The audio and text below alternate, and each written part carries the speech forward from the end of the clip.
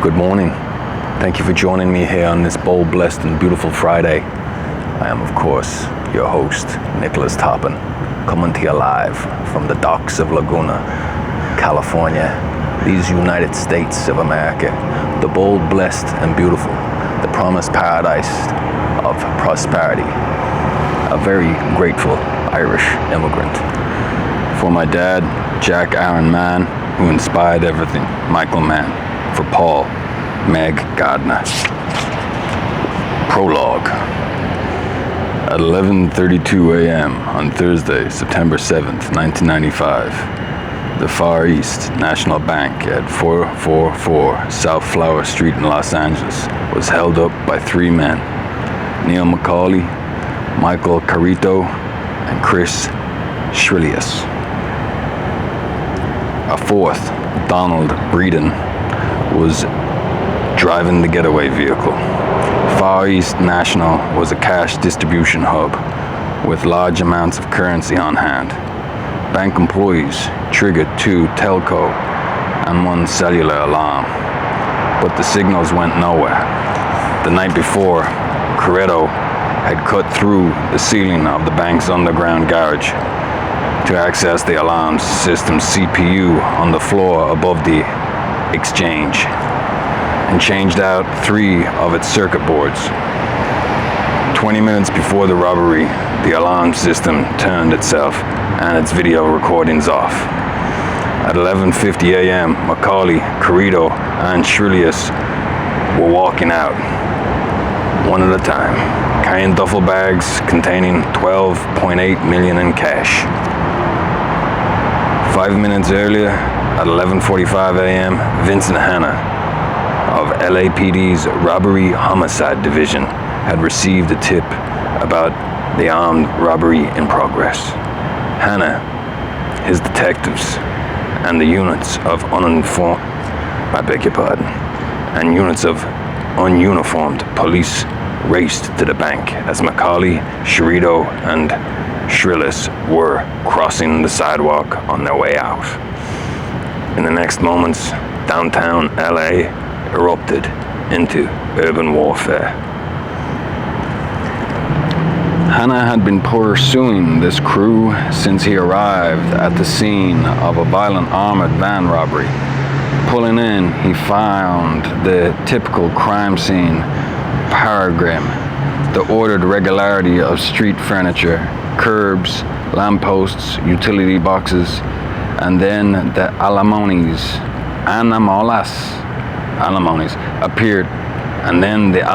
appeared. Brains, bones, shards, irregular pools of blood, the underneath of an armored van on its side like a petrified mammoth. The armed robbers' identities were a mystery, but what Hanna knew at first glance was they were a heavy-duty crew of Highline pros. There were signs like discarded shards, leavings that contained messages about what happened, reversing how they got there, told Hanna the sequence of events and about the crew's methods. The spot they picked had good escape routes, on-ramps to 2 freeways. They ignored loose cash, and the 2-minute elapsed time of the robbery meant they knew how long it took for the LAPD to respond to a 211. The skillful use of shaped charges to cut the precise rectangular opening in the armored plate told Hanna this crew could be in on the prowl. They could do sophisticated high-lying burglaries as well. That meant they were capable of taking down a variety of scores any way those scores needed to be taken down. And if they went in strong, they rocked and rolled at the drop of a hat. They killed 2 armored guards when one reached for an ankle-holstered handgun. They executed the third off a cold calculation. Since it had become a murder, one beef anyway, why leave a living witness? If you happened into this crew's way, that was going to be your problem. Hannah finished taking it all in before speaking to the detectives, technicians, and ununiformed officers from other divisions. Robbery Homicide Division was LAPD's elite crime unit. Its purview was citywide. Hannah had the authority to appropriate any case in any division. He wanted this one. RHD took over.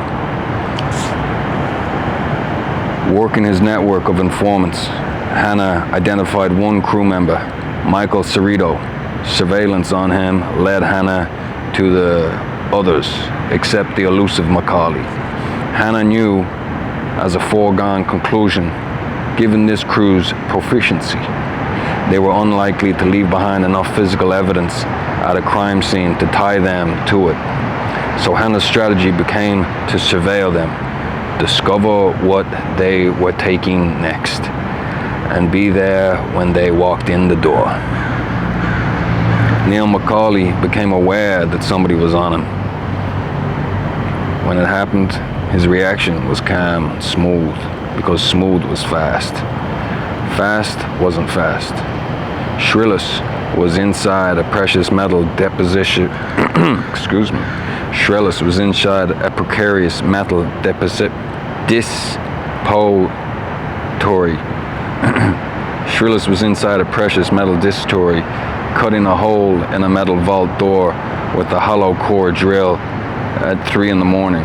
Shreddo was up a telephone pole, monitoring his alarm system bypasses.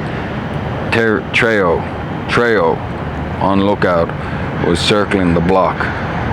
Outside, on the sidewalk, the night air was cool on Neil's face as he watched the dark, vacant streets. He heard a sound. It was sheet metal hit by the solid object. It was a sound that should not be there. It came from a row of delivery vans parked across the street in a lot of an industrial bakery. The sound was out of place. They were supposed to be empty.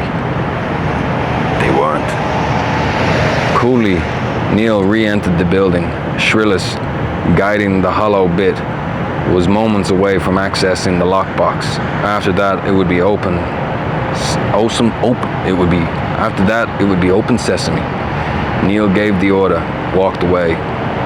They left behind tools, work clothes, 6 weeks of preparation. That was their discipline. Hannah watched it all play out on FLIR images from hidden cameras inside a bakery delivery van. His SWAT team were staked out, well hidden. He let them go. He wasn't settling for breaking and entering. He wanted them for real. Afterward, Neil gathered Cerrito, and Terrio outside a DWB electrical station, where the exposed high voltage conductors created so much RF interference that any transmission from bugs they hadn't found on their cars would be scrambled. They had to decide there and then, split and go their separate ways right now, or figure out who the hell had cut into them, dump their surveillance, and stay and take the bank anyway. For Chris Cerrillis, it was an automatic. His marriage was on full tilt. He was solid, with a lethal sobriety and pinpoint focus when he was in the groove on the job. They had been scoring month in, month out. It was in normal life that Chris was a fuck-up. A reformed gambling junkie, he fell off the wagon on a Saturday morning 2 months earlier at Santa Ana. He lost the load on the third race and started betting wildly on meta coincidences based off numbers and names, including a horse named Dominic, the same name as his son. It lost too. He blew half of what he and Charlene had stashed after a year, and half of a solid scoring. Charlene had it after that. She wanted a version of adult life for them and their son. She had pulled herself up out of a downslope life.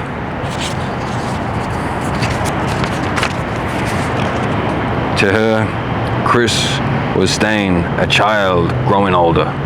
For Chris, dumping the cops who had cut into them and taken the bank's 11 to 12 million was worth the risk.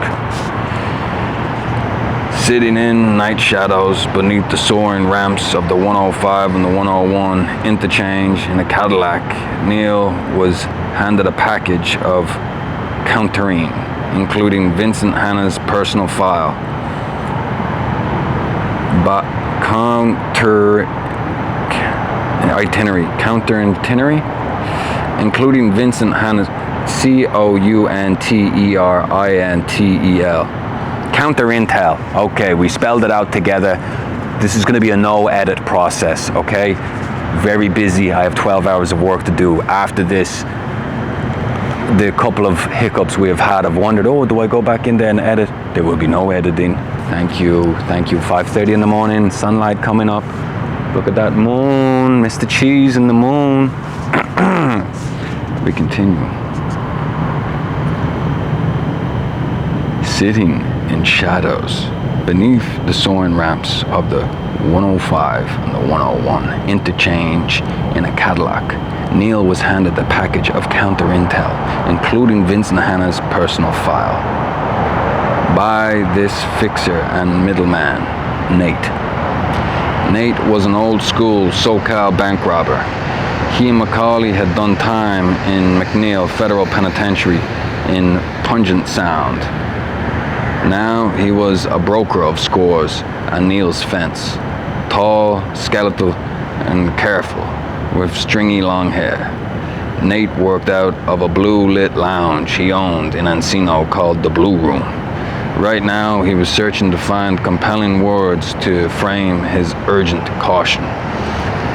The Vincent Hanna in RDH wasn't on the job to serve and protect. He wasn't a careerist working up the admin ladder. He was on a third marriage because he was out there all night on the prowl. He was one of those dedicated types. He was all over Neil's crew. All except Neil. Neil's mantra was split in 30 seconds flat if you spot the heat around the corner. Nate reminded him of that, and Hanna could make mistakes. Hanna could hit or miss. Neil could not miss once. Neil considered and rejected all of it. He felt no obligations to explain why he'd stay, break his own tenant, evade Hanna, and take the bank anyway. No one needed to know. He told himself initially Edgy was one night stand, and he'd make do with the memory. Her life was a million miles from Macaulay's. She was a freelance graphic designer, originally from the Blue Ridge Mountains, working a day job at an architectural bookstore in Santa Monica. With her, a door had opened that Neil didn't think was there anymore. It had been closed on a bloody two-lane blacktop outside Marici years ago. He wanted to be with this woman. This score and the life it brought them, somewhere far away, is why she'd stay. He hadn't planned for this, but a future with her had come to count for zero. Excuse me, correction. He planned for this, but a future without her had come to count for zero. At one moment in time, after Vincent Hanna discovered his surveillance and Neil Macaulay was blown, he and Neil came face to face. It was because staying covert didn't matter anymore, Hanna realized. He pulled over Macaulay on the 105 freeway. He wanted whatever he could learn about Macaulay, and he could learn more by talking to him face to face than from his blown surveillance. Macaulay, too, knew he might have a split second in the not too distant future to intuitively decide to zig or zag. so he wanted the sensory intake of who Hannah was. They sat down at Kate Malanti on Wilshire Boulevard. They both knew blunt facts about the other, but they were devoid of color. Each man's intake of the other was highly sensitized and raw. They were both predators. Neil knew about Hannah's burned-out marriages. Hannah confessed it was the price for chasing guys like him around the block. Neil confessed he had a woman, but he didn't talk about her or what he said to her that one night. My life's a needle, staring at zero and going the other way, a double blank. That was until she came into it. He convinced Edgy to leave with him. While revealing nothing that night compromised themselves. While revealing nothing that might compromise themselves, they talked with the intimacy sometimes occurring between strangers. They discovered they took in the real world and the way life rushed at them in similar ways. Hannah was haunted by dreams, dead bodies at a long table looking at him. They didn't say anything. They looked imposed obligations. Macaulay didn't acknowledge obligations. He had dreams he couldn't breathe. He was drowning. Maybe he was running out of time. Hannah offered. They were the same in that both knew life was short. We are footprints on the beach until the tide comes in, and each navigate. Future racing at them with eyes wide open, raw, polar opposites in some ways. They were the same in taking in how the world worked, devoid of illusions and self-deception. At the same time, each would blow the other out of his socks with no hesitation. They knew that too. But that might never happen. They might never see each other again. That's how the meeting ended. In the chaos of the Far East bank robbery, Brandon was killed at the wheel of the Lincoln by Hannah's detectives. Ducker and Cassell's Citro, shielding himself with a 5-year-old, was shot through the head by Hannah. Hannah's partner, Bosco, was gunned down by Shrillis. 3 ununiformed LAPD were dead and 11 wounded, 3 seriously. Shrillis was hit above his body armor by a 5.56 millimeter round, traveling at 3,100 feet per second. It slammed him to the ground and shattered his clavicle, sending bone shrapnel through his upper thorax. Neil half carried him into a supermarket parking lot where he carjacked a station wagon. They had to get the hell out of LA. Neil never made it. Hannah killed him under the approach lights at the foot of an LAX runway. Edgy was waiting for him in a Camaro on the driveway next to the airport Marquis Hotel on Century Boulevard. Only Chris Silveris survived. Part 1, Los Angeles, 1995. Realness eats raw meat and does not waver. He has the staying power of the sun. He walks only in his own shoes. Spoon Jackson. And there we go. Well, isn't that nice? Would you like to see the sunrise on the other side? Come now, I'll show you. Thank you for joining me this morning. I wish you a wonderful day. Thank you for subscribing. Thank you for following. Thank you for sharing. Thank you for listening repeatedly. Thank you for standing on a chair in a public square and giving a 30-minute sermon of why everyone else that can hear you should also subscribe. And if while you're at the bus stop and you just feel like genuflecting, yeah, that's cool too. Okay? To be continued. This is the start of a bright future, all right? God bless. Very nice. Okay, now to work.